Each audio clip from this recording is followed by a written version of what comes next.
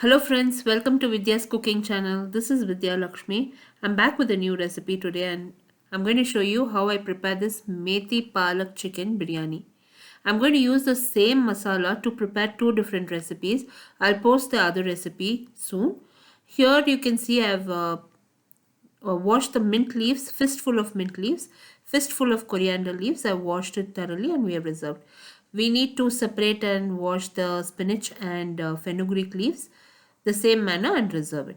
For the masala, we'll require onion, tomato, chilies, fennel seeds, cumin, cinnamon, cardamom, cloves, turmeric, chili powder, coriander powder, peppercorns, stone flour, Marathi Moggu, star anise, black jeera, mace and black cardamom. If you can peel and use whole ginger and garlic, use it. Otherwise you can use ginger and garlic paste. So this is going to be the base masala. Using this base masala you can prepare different varieties of non-vegetarian and vegetarian dishes. Now here you can see this base masala is what I'm preparing now. In a wok I've added oil. You can also use ghee.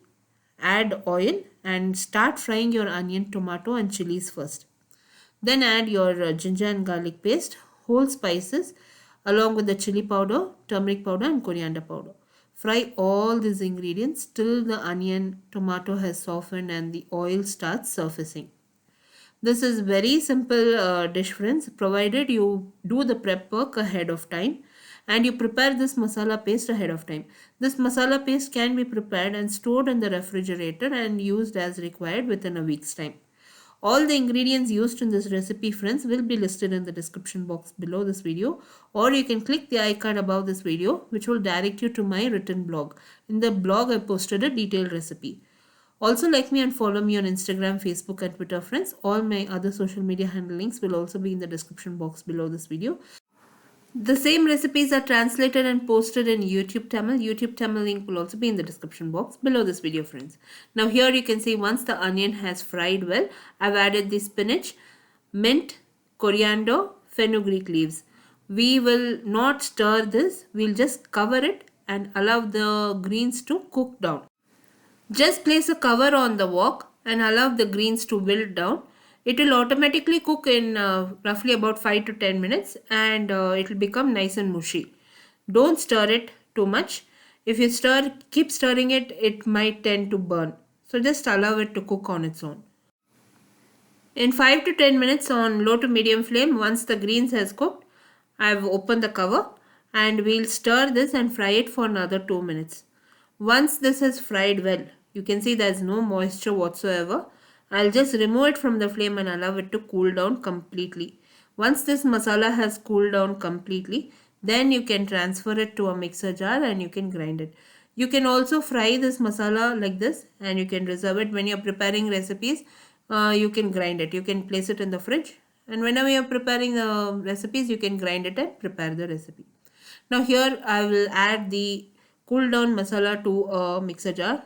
With very less water, I've ground it into a smooth paste. This is going to be my base masala. Now here I've reserved all the ingredients for the biryani. So I washed and prepped and reserved chicken. We need yogurt. We need that base masala.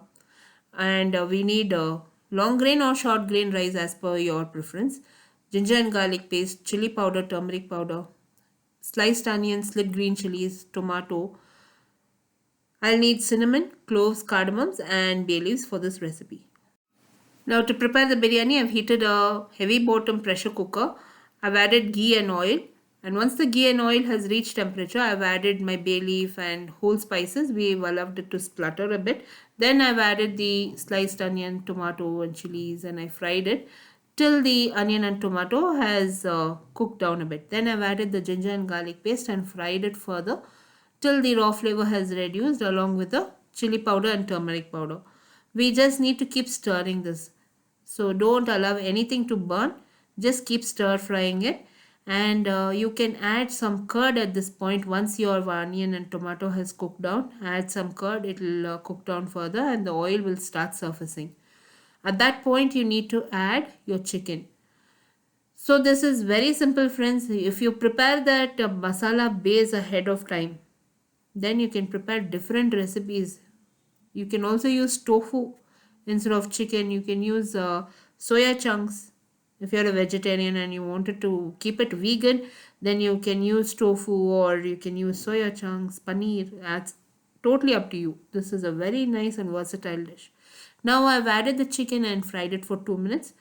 At this point, I'll add salt as per taste and I'll add that masala paste that I prepared. Now we'll just fry the chicken in this masala paste and we'll allow that raw flavors to reduce a bit.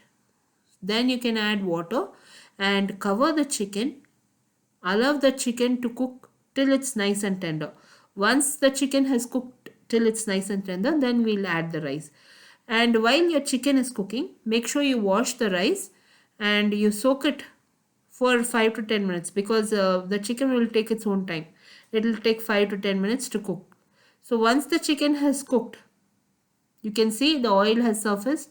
It is nice and tender and there is moisture in the chicken. Now I have soaked the rice. So I drained it and added the rice to the chicken now.